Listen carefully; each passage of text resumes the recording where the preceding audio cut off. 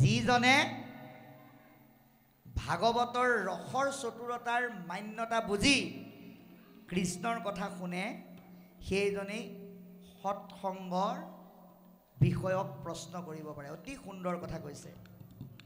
এতিয়া কথা হ'ল পাঠৰ দৃষ্টিৰে যদি চাওঁ ব্যাসৰ কাৰণে সৎসংগ নাৰদ। এতিয়া আপোনাৰ আমাৰ বাহ্যিক পৰিৱেশৰ দৃষ্টিৰে যদি চাওঁ যিজনে আপোনাৰ লগতে সৰ্বকল্যাণৰ কাৰণে জ্ঞান বুদ্ধি দি আপোনাক বেয়া ফালে যোৱাৰ পৰা উদ্ধাৰ কৰে সেইজনে আপোনাৰ সৎসংগ। গতিকে ইয়াক আপুনি নিৰ্দিষ্ট ব্যক্তি বুলি ক'ব নোৱাৰে। যিজনে কি কৰে এ ৰাম গাৱে কৃষ্ণ গুণ ধৰ্ম কহে অনুপা দিনে ৰাতি যিটো জনে নেৰে হৰিণা সেহি সে পৰম সাধু জানিবা নিশ্চয় ও নিজে উত্তৰয় সিটো আনকো তাৰয় সৰ্বধৰ্ম পৰিত্যাজ মামেকং শৰণং ব্ৰজ। সৰ্বধৰ্মক উপলব্ধি কৰি কৃষ্ণই শ্ৰেষ্ঠ বুলি মান্যতা কৰি যিজনে কৃষ্ণৰ গুঞ্জক ৰস সমৃদ্ধ ভক্তিময় চিন্তাৰে সমাজত চলি যাবৰ কাৰণে আপোনাক সদায় বুজনি দিব, আপোনাক সদায় প্ৰেৰণা যোগাব, আপোনাৰ কাৰণে সেইজন সৎসংগ। সেইজন আপোনাৰ গাঁৱৰ মানুহো হ'ব পাৰে, আপোনাৰ সমাজৰ লোকো হ'ব পাৰে, আপোনাৰ ঘৰৰ ইষ্টমিত্ৰ কুটুম্বও হ'ব পাৰে। কাৰণ প্ৰমাণ ভৰতৰ ঋষভৰ পুত্ৰ ভৰত। গতিকে ভৰতৰ কাৰণে সৎসংগ হ'ল ঋষভ নিজে, প্ৰহ্লাদ হ'ল হিৰণ্যকশিপুৰৰ সৎসংগ। ঠিক তেনেকৈ আপোনাৰ জীৱনত যোনে ভক্তিময় চিন্তনে আগবাঢ়ি যোৱাৰ প্ৰেৰণা দি পেলাই কথাখিনি বুজাব সেয়াই আপোনাৰ সৎসংগ বুলি কৈছে কৃষ্ণ। গতিকে এতিয়া পদবন্ধে আমাক ব্যাসে কৰা ভুলকেইটা নকৰিবলৈ আহ্বান জনাইছে। ২ নম্বৰ ভুলটো কি কৰিলে? অকস্মাতে লোকক শিকাইলা হিংসা ধৰ্ম। যে তুমি যুগশ্ৰেষ্ঠ পুৰুষ হৈও মানুহক দিব লাগিছিল ভক্তি ধৰ্ম জ্ঞান, দিব লাগিছিল জীৱক মৰম চেনেহ কৰা জ্ঞান, কিন্তু তুমি কি কৰিলা? লোক সমাজক হিংসাযুক্ত অধৰ্মকে ধৰ্ম বুলি আচৰণ কৰিবলৈ শিকাই দিলা। গতিকে আপুনি আমি যিটো আপোনাৰ কাৰণে বেয়া সেইটো কিন্তু আনৰ কাৰণেও বেয়া। গতিকে বেয়াটো যদি ভাল বুলি ক'বলৈ শিকাবলৈ যায় তেতিয়া আপোনাৰো ব্যাসৰ দৰে অৱস্থা হ'ব। সেইকাৰণে কৈছে গৰিহিত কৰ্মকো কহিলা ধৰ্ম বুলি। যিবোৰ বেয়া কাম সেইবোৰ তুমি মানুহক ধৰ্ম বুলি কৈ দিলা। তোমাৰো বচনে লোক নাখিলা সমূলি। তোমাৰ কথাকে শুনি মানুহবিলাকে সৰ্বনাশী পথত ভৰি দিলে। গতিকে স্বভাৱে লম্পট বিষয়ত অনুৰাগ স্বৰ্গ পাইবো বুলি ৰংগে কাটে হংস চাক। মানুহবিলাক সাধাৰণতে বিষয় আসক্ত।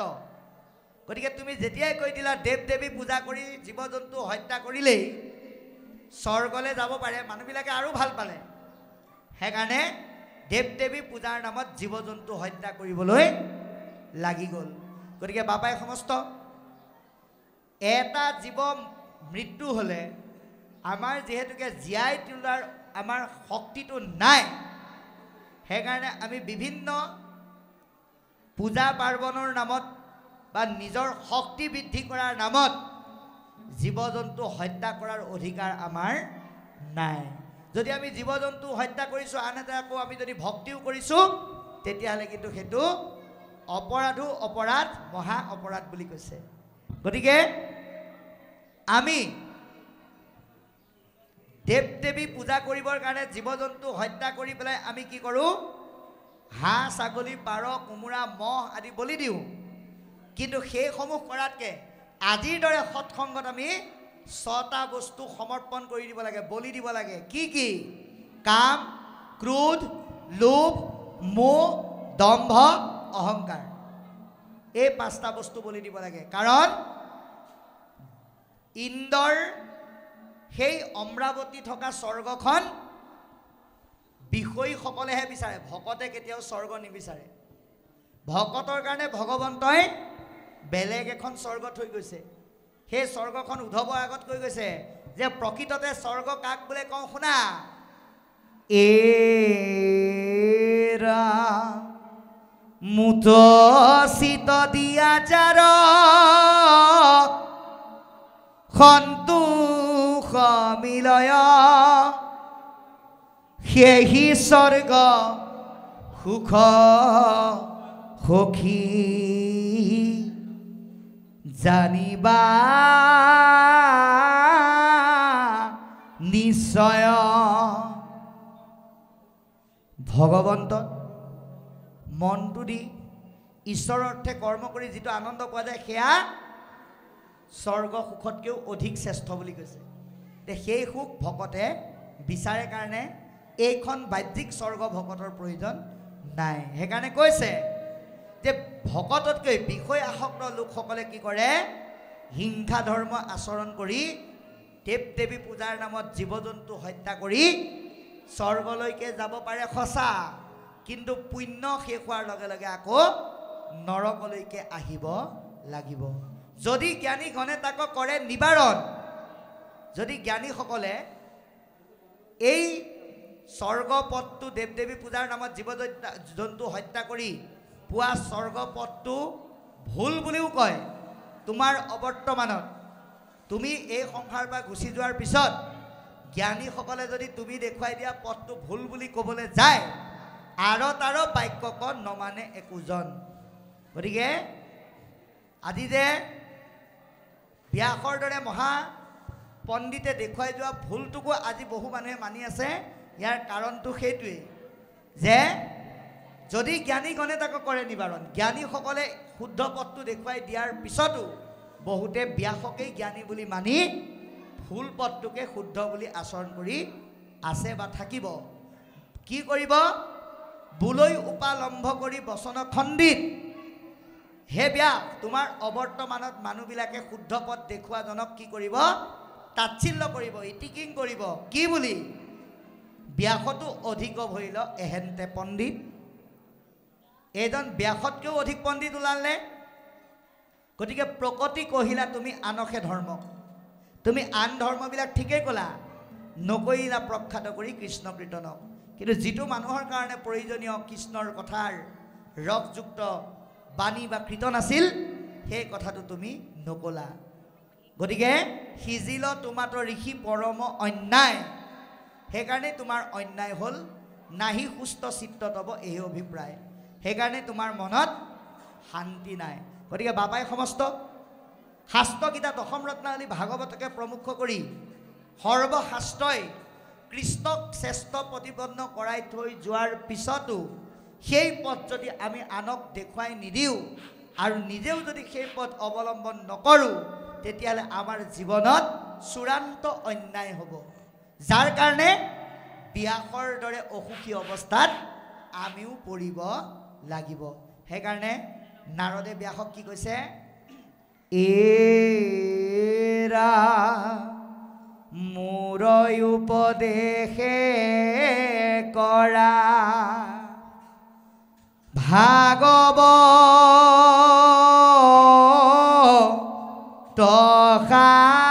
শাস্ত্ৰ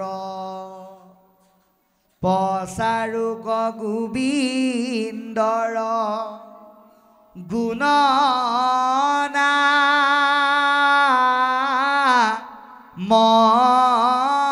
মাত্ৰ ৰাম শ্ৰৱণ কীৰ্তনে তাৰ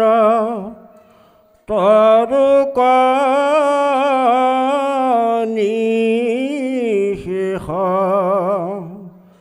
দূৰ হৌক তোমাৰ নৰম ক্লেশ হে ৰাম যদ্যপি ভকতি নৱ বিধমা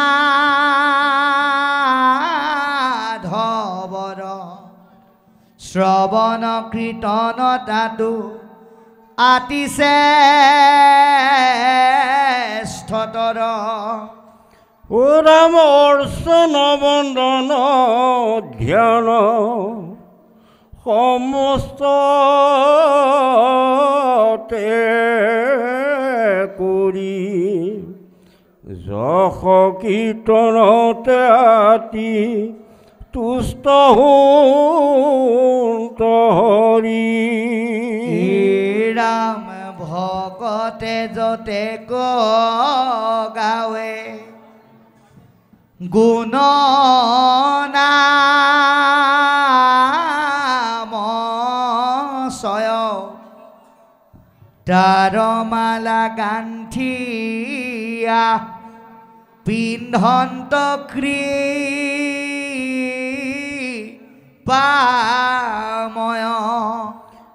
ৰামে হেন জানি ব্যাস ঋষি তুমি সৰ্বজান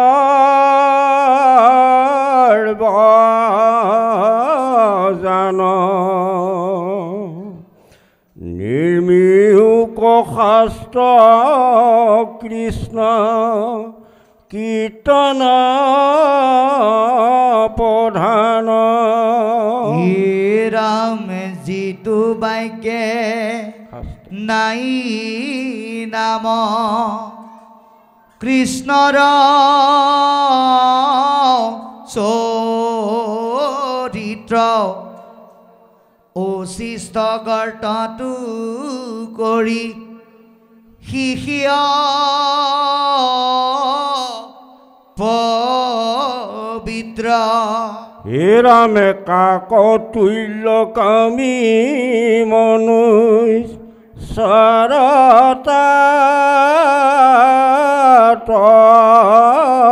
চৰতি ভকতৰ নাহি তাত অভিলাষমতি ৰাম যিটো বাক্যে আছে গুণ নাম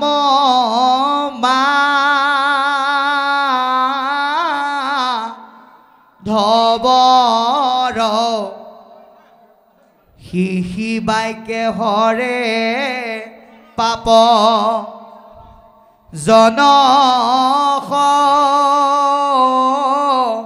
মোহৰ ভকুতি বিহীন জ্ঞান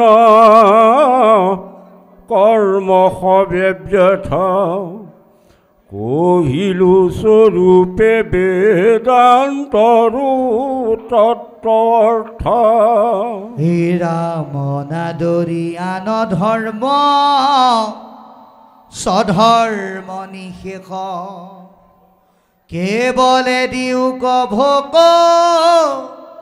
তীৰ উপদেশ বাৰু কৃষ্ণ এতিয়া কি বুলি কৈছে মোৰ উপদেশে কৰা ভাগৱত শাস্ত্ৰ নাৰদে ব্যাসকে প্ৰমুখ কৰি আপোনাক আমাক ভাগৱত শাস্ত্ৰৰ প্ৰতি গুৰুত্ব দিব বেছিকৈ দিবলৈ আহ্বান জনাইছে কেলে কাৰণ প্ৰচাৰক গোবিন্দৰ গুণনাম মাত্ৰ ভাগৱতৰ প্ৰথমৰ পৰা দ্বাদশলৈকে যিমানে আপুনি কাহিনী উপকাহিনী আখ্যান উপাখ্যান নাপাওক কিয় ইয়াৰ মূল বস্তুটোৱে হ'ল ঈশ্বৰৰ নাম ভাগৱতৰ পৰম তত্ত্বটো হ'ল নাম সেইকাৰণে সিদ্ধান্ত দিছে ও বৈকুণ্ঠৰ কল্পতৰু ভাগৱত শাস্ত্ৰ ইহাৰ উত্তম ফল হৰি নাম মাত্ৰ ভাগৱতৰ উত্তম ফলটোৱে হ'ল ঈশ্বৰৰ নাম এতিয়া ভাগৱতে নামক উত্তম স্থান কেলে দিলে বাৰু ইয়াৰো এটা কাৰণ আছে কাৰণটো মহাপুৰুষ মাধৱদেৱে দেখুৱাইছে ঘোষা সকল নিগমলতা তাৰ অবিনাশী ফল কৃষ্ণ নাম চৈতন্য স্বৰূপ সুমধুৰ সুমংগল শ্ৰদ্ধায়ে হে ৰায়ে লয়া নৰ মাত্ৰ তৰে ভৱ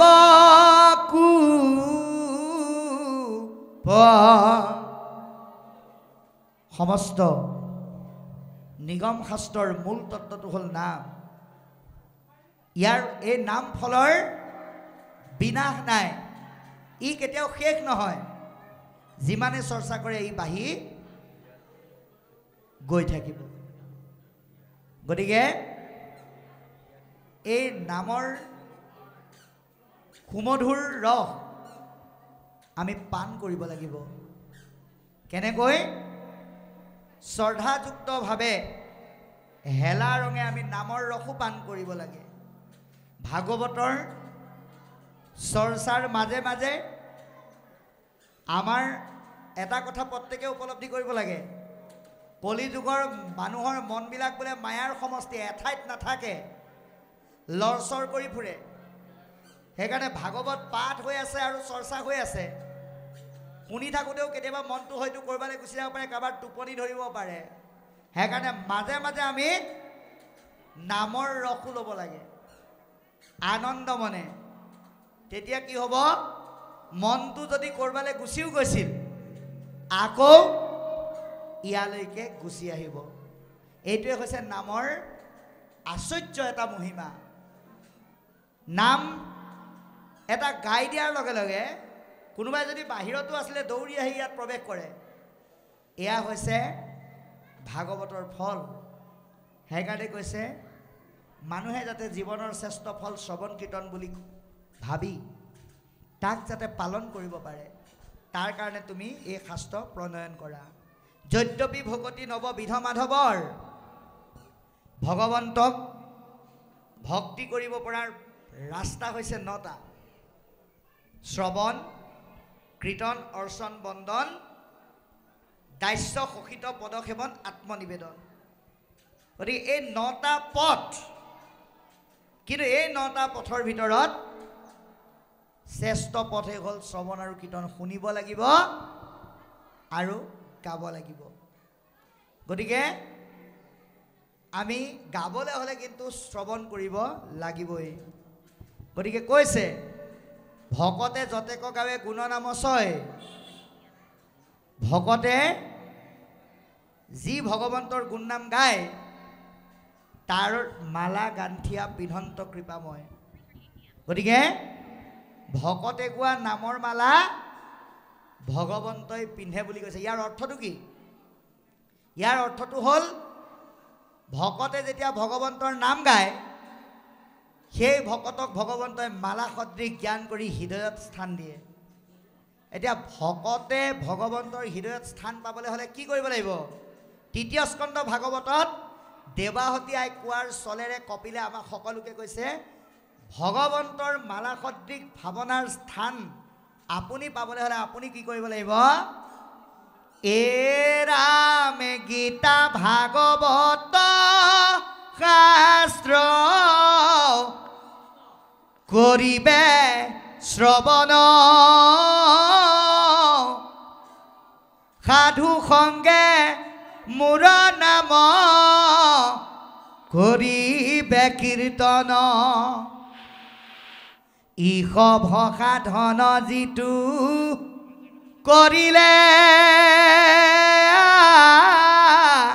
শ্ৰয়, অনায়াসে মুত তাৰ চিতনিম জয়।